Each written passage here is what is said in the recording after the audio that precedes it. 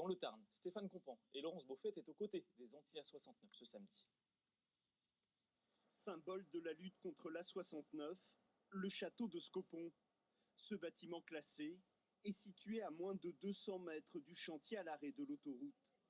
C'est ici, le temps d'un week-end, que plusieurs collectifs se sont donné rendez-vous, à l'image de Bernard Cotas-Cordier, membre d'un comité d'usagers de la ligne TER entre Mazamet et Toulouse.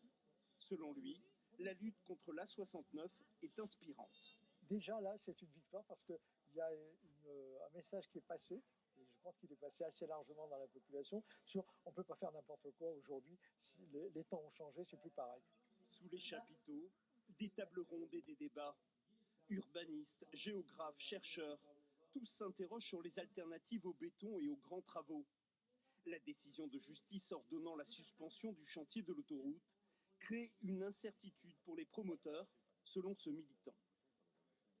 Il y a pas mal de projets qui sont moins avancés que ce que ne pouvait être en termes de travaux, que ce que ne pouvait être la 69, qui du coup se questionnent sur des ralentissent un peu, enfin sont un peu dans l'attente en fait du résultat final de ce moment charnière juridique qu'on est en train de vivre, pour voir si finalement ça insécurise ou pas leur projet, leur investissement futur.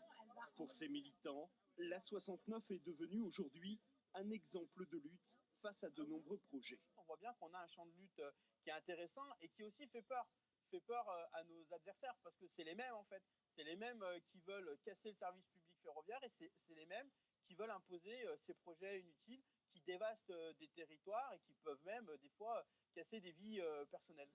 Un projet de loi porté par les élus pro-autoroute pourrait dans l'avenir faciliter ces grands chantiers. Le Sénat l'examinera le 15 mai prochain.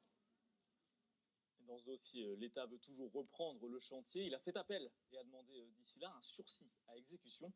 La justice n'a pas encore donné réponse.